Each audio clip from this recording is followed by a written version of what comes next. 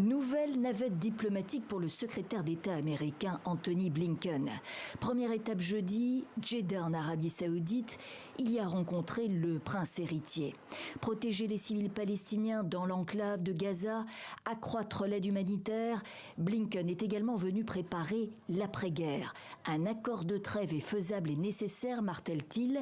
L'écart se réduit entre les parties belligérantes, ajoute-t-il, alors qu'un tout autre son de cloche émane du Hamas. Mardi 19 mars, nos frères, les médiateurs, nous ont informés de la réponse de l'occupant à la proposition transmise jeudi. Réponse négative. Elle ne correspond pas aux demandes de notre peuple et de la résistance.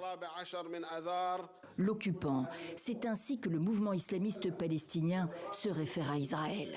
La déclaration vient doucher les espoirs d'une cessation rapide des hostilités, plus de 5 mois après le début de la guerre à Gaza. L'opération terrestre à Rafah, dans le sud de l'enclave, reste d'actualité, affirme pour sa part le Premier ministre israélien. Au début, j'ai dit à Biden que le Hamas ne pouvait être vaincu sans que l'armée israélienne entre à Gaza. Dans notre dernière conversation, je lui ai dit qu'il serait impossible de parachever notre victoire sans que l'armée n'entre à Rafah, et cela pour éliminer ce qu'il reste des bataillons du Hamas. L'opération de Rafah n'est pas pour tout de suite, laisse entendre Benyamin Netanyahou, qui affirme qu'un plan d'évacuation des civils palestiniens sera bientôt présenté.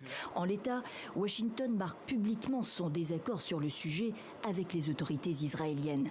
Dans le camp démocrate en pleine campagne présidentielle aux États-Unis, de plus en plus d'élus s'interrogent par ailleurs sur le bien fondé de la poursuite des livraisons d'armes à Israël.